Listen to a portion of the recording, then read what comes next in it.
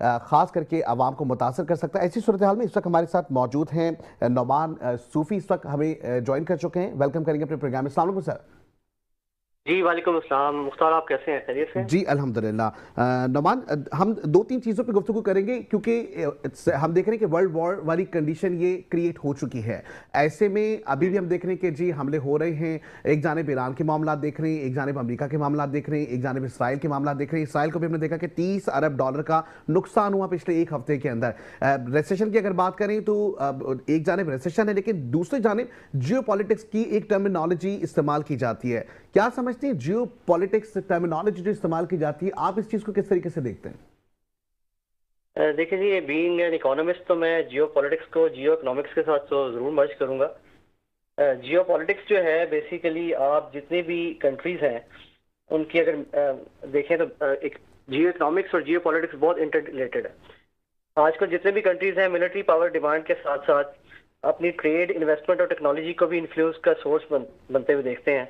इसलिए जियो इकोनॉमिक्स का रोल और जियो पॉलिटिक्स का रोल इंटर रिलेटेड है। ठीक है। अच्छा, दूसरी जानब ये बताएगा कि इकोनॉमिक रिसेशन, हम ये लफ्ज इस्तेमाल कर रहे होते हैं, बेसिकली इकोनॉमिक रिसेशन है क्या, और क्या इसकी तवक्कात हैं कि अगर आने वाले वक्तों में ये जंग जारी रही तो हमें ये फेस करना पड़ेगा? जी बेसिकली मुख्तार, रिसेशन जो है ना, ये किसी भी इकोनॉमी को स्लो करने वाली सिचुएशन है। उसमें आपकी जो प्रोडक्शन है वो इकोनॉमी की ओवरऑल कम हो जाती है, लोगों के पास जॉब अपॉर्चुनिटीज नहीं रहती हैं, उनके पास जो कैश फ्लोज हैं वो आहिस्ता आहिस्ता डिफ्यूज होना शुरू हो जाते हैं। और इन एनी केस आप जब वॉर की सिचुएशन में आते हैं तो उसमें ट्रेड और इन्वेस्टमेंट जो है वो आपकी भरपूर तरीके से इफेक्ट होती है और अल्टीमेटली आप रिसेशन की तरफ चले जाते हैं। ठीक है। अच्छा, अब अगर इसके इफेक्ट्स की हम बात करें, जिस तरह आपने बताया कि तमाम हमें नज़र आ रही है कि जी ये तो मुतासर कुन असरात हैं, लेकिन अगर मुतासर होंगे तो क्या हमारी इकनॉमी इतनी डेवलप है कि क्या हम इसको कंट्रोल कर सकेंगे? बिल्कुल। अगर आप पाकिस्तान की बात करें रिसेशन के हवाले से तो इंपोर्ट काफ़ी महंगी हो जाएगी इसमें। और स्पेशली आपने देखा ही होगा कि फ्यूल और हमारी जो इसेंशियल आइटम है उसमें उसका बहुत इम्पैक्ट आता है। एक्सपोर्ट्स जो है हमारी इससे रिड्यूस हो सकती हैं क्योंकि वर्ल्ड डिमांड उसकी ओवरऑल कम हो जाएगी। और इसके अलावा इन्फ्लेशन को अगर आप देखें, इन्फ्लेशन बढ़ सकती है बहुत ज़्यादा। उसकी वजह से आपके जो डेली एक्सपेंसेस हैं, डे टू डे जो इवन के नेसेसरी आइटम्स हैं लोगों के यूजेज की, वो काफ़ी एक्सपेंसिव हो जाएंगी। और उसका अल्टीमेट इम्पैक्ट जो आएगा जॉब्स और इनकम के ऊपर आएगा, और जॉब्स और इनकम की नेगेटिविटी की वजह से आपकी ओवरऑल इकोनॉमी पे बहुत ज़्यादा इसका इम्पैक्ट हो सकता है। ठीक है। चलिए, एक जानब तो हम ये देख रहे हैं कि फैक्ट्रीज अगर हो जाते हैं तो ऐसे में जो सिटीजन्स हैं उनको पहले से क्या प्रिकॉशन लेनी चाहिए, खास करके कि अगर इस तरह का कोई मामला हो जाता है, रिसेशन आ जाता है, उस पीरियड से गुजरने के लिए आवाम बेसिकली क्या करे, वो अपने आप को कैसे सेव कर सकती है? बेसिकली इससे बचने के लिए अब देखिए, पाकिस्तान को एज इकोनॉमी तो मॉनेटरी पॉलिसी अपनी बड़ी स्ट्रांग रखनी होगी। बैंक्स को अपने इंटरेस्ट रेट और गवर्नमेंट को बिल्कुल सपोर्ट के साथ एक अपनी इकोनॉमी को स्टेबलाइज करना होगा। इसके अलावा जो मेन हो सकता है, एक्सपोर्ट्स को अगर हम बूस्ट करें, अपनी लोकल प्रोडक्शन को इस तरह इंक्रीज करें कि जो नेसेसरी आइटम्स हैं जो एक्सपोर्ट हो सकती है पूरे वर्ल्ड वाइड, उसको हम इन्हेंस करें। और इम्पोर्ट्स की जो इनटेक है उसके ऊपर डिपेंडेंस अपनी कम करनी होगी। और अल्टीमेटली उसकी इन्वेस्टमेंट जो है, investment of business opportunities create होंगी उससे। और छोटे छोटे इन्वेस्टमेंट्स और बिजनेसेस को हमें सपोर्ट करना पड़ेगा ताकि हम डोमेस्टिकली जो है काफ़ी स्ट्रॉन्ग इकोनॉमी बन सके। क्योंकि आप एक्सपोर्ट्स तो आप ज़्यादा कर नहीं पाएंगे जो इंटरनेशनल लेवल पे हैं, और इम्पोर्ट्स आपकी ज़्यादा जो है इंक्रीज हो रही होंगी तो आपका फिस्कल डेफिसिट बहुत ज़्यादा हो सकता है इसकी वजह से। ठीक है। अब जिस तरीके से हम देख रहे हैं कि ये तमाम चीज़ें तो हुकूमती सतह पे हमें होती हुई दिखाई भी देंगी, मॉनिटरिंग पॉलिसी भी स्ट्रांग हो जाएगी, या डेवलपमेंट्स हमें नई नज़र आ जाएंगी, या हम अपने आप को इकोनॉमिकली सेव करने के लिए कोई ना कोई ऐसा कदम ज़रूर उठाएंगे, हुकूमत की जानिब से उठाया जाएगा जिससे आवाम सेव रहे। लेकिन आवाम को क्या करना होगा अगर उसे इस रिसेशन से बचना है? उसमें मुख्तार, मैं उसमें जो मेरा एक्सपीरियंस है उसमें मैं यही बता सकता हूँ बीइंग एन इकोनॉमिस्ट कि आप अननेसेसरी स्पेंडिंग जो है लोग अवॉइड करें और अपनी सेविंग्स को ज़्यादा से ज़्यादा मेंटेन करें उसमें। इसके अलावा इन्वेस्टमेंट करने से पहले केयरफुली प्लान कर लें कि कोई रिस्की ऑप्शंस को अवॉइड करना हो इनको। और इंडिविजुअल बोरोइंग को भी अवॉइड करना पड़ेगा क्योंकि इंटरेस्ट रेट्स बहुत ज़्यादा इंक्रीज कर रहे होंगे।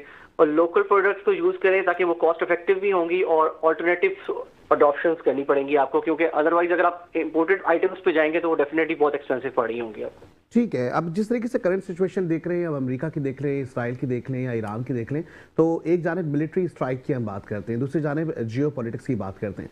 तो क्या मिलिट्री स्ट्राइक ही की बदौलत हम ये देखेंगे कि जी सारे मामलात एक जानिब हो जाएंगे, ये वॉर ख़त्म हो जाएगी, या डेफिनेटली जो जियो पॉलिटिक्स है वो आगे कंटिन्यू रहेगी?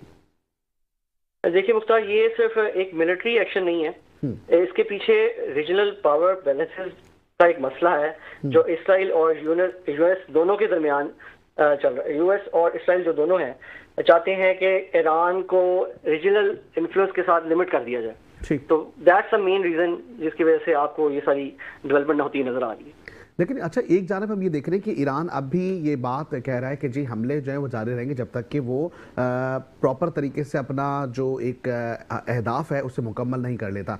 इसी सूरत हाल पे अगर पाकिस्तान की इकनॉमी को देख रहे हैं, अभी हमने ताज़ा तरीन जो रिपोर्ट है उसके मुताबिक ये भी बताया गया कि जी यूएई की यौमिया हम देख रहे हैं कि 2 परवाज़ों की बात हो रही है कि जी वो आएंगे जाएंगे। लेकिन इससे आपको नहीं लगता कि जी ट्रैवलिंग हमारे यहाँ सबसे ज़्यादा हम देखते हैं कि होती है, और सबसे ज़्यादा कराची एयरपोर्ट की अगर हम बात करें, एक तो वैसी पोर्ट की बात आती है, सी पोर्ट की बात कर लें, एयरपोर्ट्स की बात कर लें, तो सबसे ज़्यादा इकोनॉमिकल हब जो है वो फिर हमें कराची नज़र आता है। ऐसी सिचुएशन में जहाँ पे परवाज़ें मुतासिर हो रही हैं, इससे बहुत बड़ा नुकसान नहीं हो जाएगा? जी डेफिनेटली, देखें वो तो नुकसान बिल्कुल है ही है, क्योंकि आप अल्टीमेटली अपनी ट्रैवलिंग को रिस्ट्रिक्ट कर रहे हैं, आपके एयरपोर्ट्स की वजह से लिमिट हो रहे हैं, और ओवरऑल जो लोगों की ट्रैवलिंग है जो बिजनेस पर्पसेस के लिए भी होती है, रिक्रिएशनल पर्पसेस के लिए भी होती है, टूरिज्म भी उससे इम्पैक्ट होता है।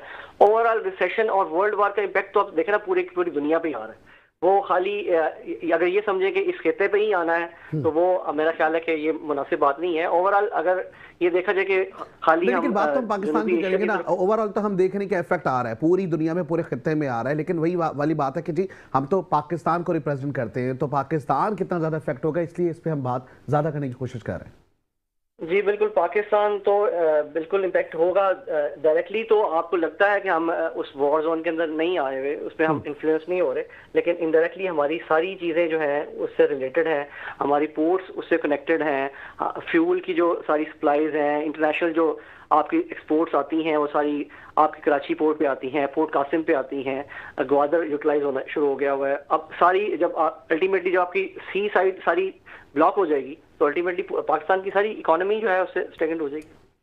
ठीक, अच्छा नोमान ये भी बताइएगा कि डिफेंस के हवाले से हम बात करते हैं, हमारा जो डिफेंस सिस्टम है पूरा, या हमारा जो डिफेंस कंट्रोल का जो इदारा है पूरा, हम ये देख रहे हैं मजबूत हाथों में है और अल्हम्दुलिल्लाह बहुत अच्छे तरीके से निमटना भी जानते हैं। अफगानिस्तान की अगर हम बात कर लें, एक जानिब हम नंबर आज़मा होने के लिए कोशिशें भी कर रहे हैं और भरपूर तरीके से कार्रवाइयाँ भी जारी, दूसरी जानिब हमारा एक और हमसाया मुल्क है जिसकी वजह से शदीद परेशानी भी है, लेकिन उसके साथ साथ हम उसको भी अच्छे से मज़ा चका रहे हैं।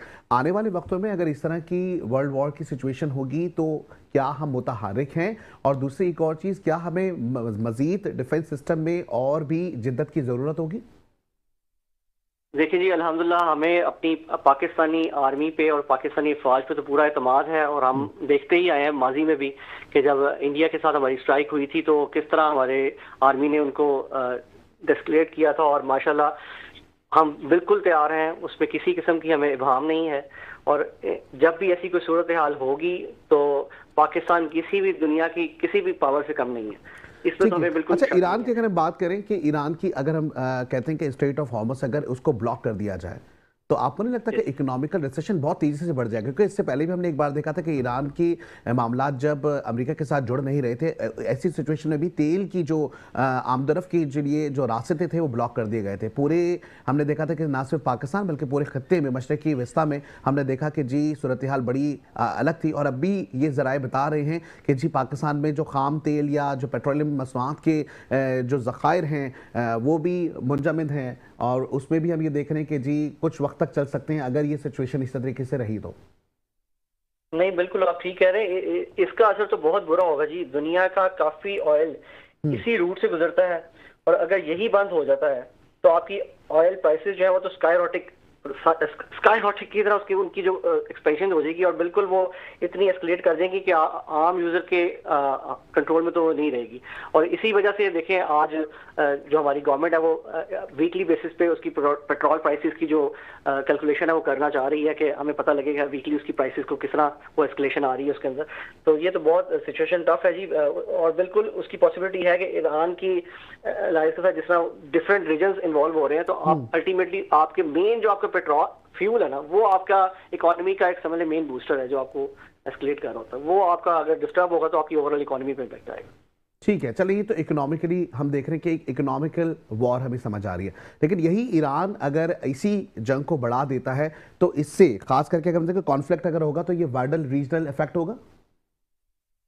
जी बिल्कुल पॉसिबिलिटी है। ईरान की एलाइज जो है जैसे हिजबुल्लाह है ये रीजनल मिलिटेंट्स हैं और इन्वॉल्व हो सकते हैं और जिसका कन्फ्लिक्ट स्प्रेड हो जाएगा और वो स्प्रेड होता होता बहुत ज्यादा एस्केलेट हो जाएगा।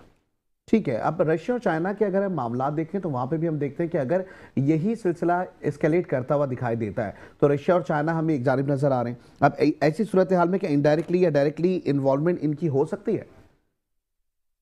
देखिए मुख्तार डायरेक्ट इन्वॉल्वमेंट कम चांसेस हैं होगी, लेकिन डिप्लोमेटिक और स्ट्रेटेजिक सपोर्ट जरूर दे सकते हैं क्योंकि उनके अपने जियो पॉलिटिकल इंटरेस्ट भी हैं। अगर वो उनको फुलफिल करना चाहते हैं तो वो डायरेक्टली तो इन्वॉल्व नहीं होंगे लेकिन डिप्लोमेटिकली और स्ट्रेटेजिकली वो जरूर इन्वॉल्व करेंगे अपने आप को और जरूर उनका इम्पैक्ट आएगा। ठीक है, अच्छा वो पूरी दुनिया में आएगा तो इसका मतलब पाकिस्तान में भी आएगा।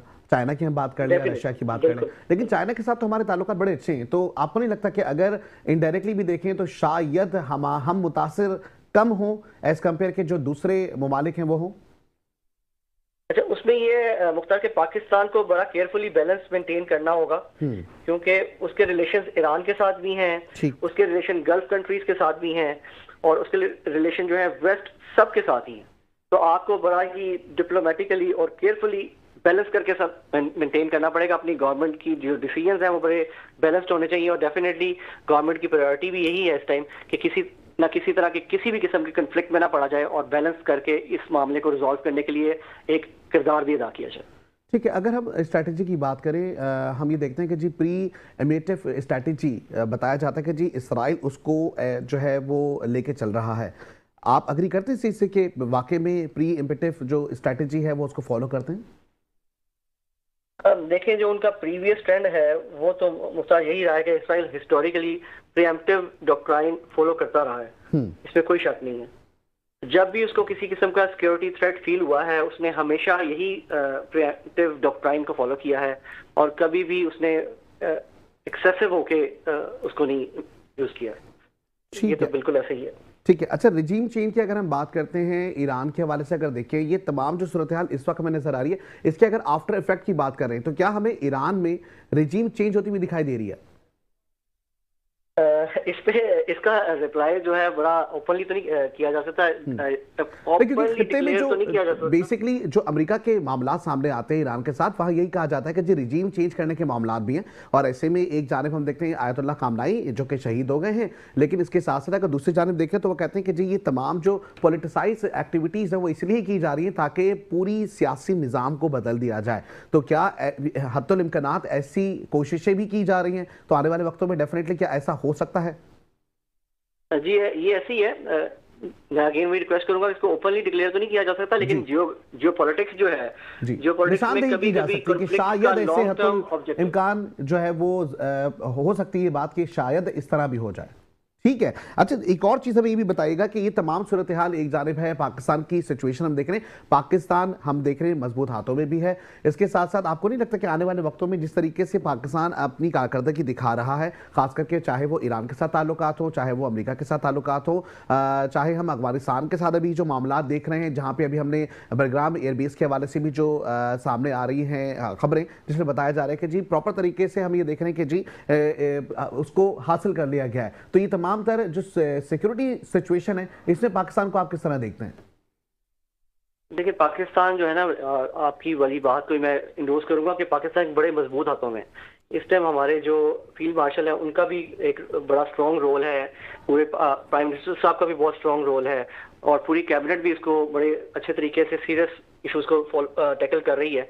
तो मेरा नहीं ख्याल कि किसी ना किसी किस्म की भी परेशानी का सामना करना पड़ेगा सिक्योरिटी पॉइंट ऑफ व्यू से, क्योंकि we are very confident on our army अल्हम्दुलिल्लाह। ठीक है, बहुत शुक्रिया नुमान सूफी, आप हमारे साथ मौजूद थे और खास करके इस टॉपिक पे गुफ्तगू का सिलसिला भी जारी रहेगा, जहां हम देख रहे हैं कि ईरान के ताल्लुकात और खास करके पाकिस्तान के साथ तो हमें मजबूत दिखाई